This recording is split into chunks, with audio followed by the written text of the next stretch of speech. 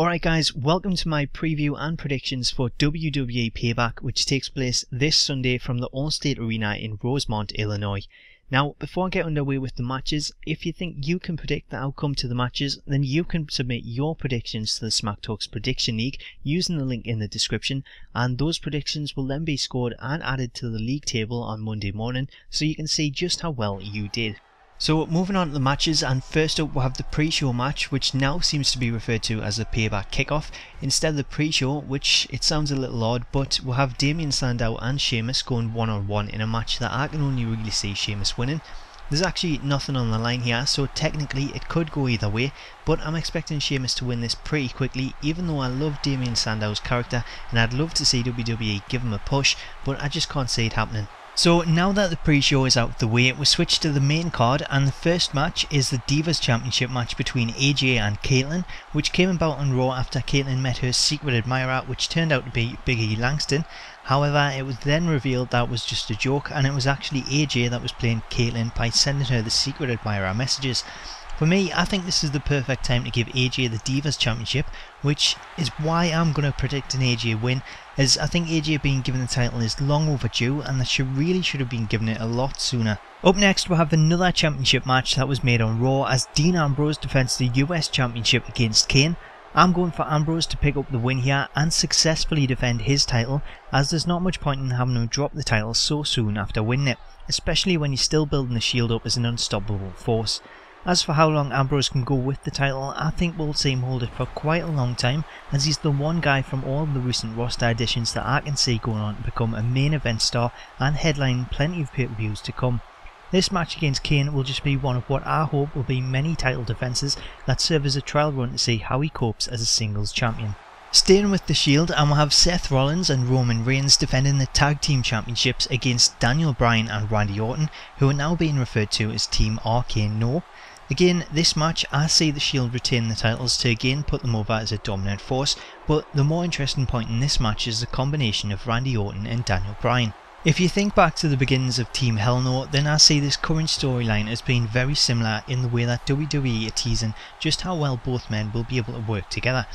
I don't see them going the same route as before. Instead, I see this partnership breaking down and costing them the match, which will then lead to Bryan and Orton feuding over the coming months. Hopefully the finish involves Orton delivering an RKO to Bryan, which would give Orton the chance to go back to being a heel, as Daniel Bryan is so over with the fans that he really should be pushed as the #1 babyface. As for how it goes down, I think we'll see Bryan blaming Orton for the defeat, leading to Randy shutting him up with an RKO. Next we'll have the Intercontinental Championship match that was due to feature Fandango, but was later changed after he became the latest superstar to suffer a concussion, leading to Curtis Axel replacing him in a triple threat match alongside The Miz and current champion Wade Barrett. I believe this match was originally set up for Fandango to continue his push by becoming the new Intercontinental Champion, but seeing as he's been replaced, I think we'll see Axel walk out as the new champion, remaining undefeated in the perfect pay-per-view debut, at least under the Curtis Axel name.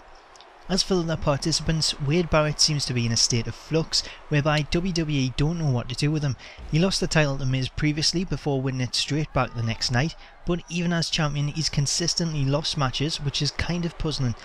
Maybe WWE are just trying to pass the time with him until next month's Money in the Bank pay-per-view, in which I think he could be a valid contender to take home the briefcase. As for The Miz, I think he'll just be happy to be on the pay-per-view card instead of the pre-show, and as with Barrett, I think he'll be another that walks away from this match with his focus moving to Money in the Bank. Now for the World Heavyweight Championship match, and after returning on Raw, Dolph Ziggler defends against Alberto Del Rio in a match that, like a lot of their matches on the card, I can only see the champion retaining, as he's only just won it and due to his concussion he's barely even been on TV as the champion.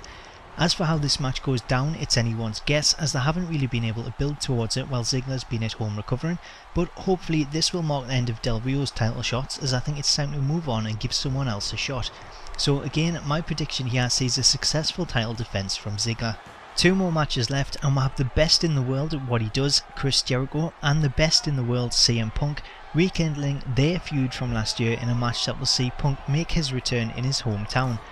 Or will it? I have a feeling Punk could pull the ultimate heel move and no-show the event as part of the storyline. We know that Punk had wanted time off TV longer to recover, and maybe he was granted that and he's not actually set to return at Payback. If that is the case, then it's a bad move for WWE, as it's clearly false advertising from them to sell the pay-per-view. But if Chris Jericho is left waiting in the middle of the ring for Punk and he doesn't show, it's a perfect opportunity to have the Wyatt family debut and send a statement by taking out Chris Jericho, who previously went one-on-one in a fantastic match with Bray Wyatt on NXT last month. That scenario aside, if Punk does show up, then I'm slightly leaning towards Jericho pulling off the win, as Punk picked up 2 wins against Jericho previously at WrestleMania 28 and Extreme Rules, but I think the way that could happen is due to interference from Paul Heyman or Curtis Axel, and I think they may cost Punk the match, as if Heyman turns on Punk for walking away, then we could see a face turn for Punk in front of his home crowd, and it'll get major heat on Heyman and Axel,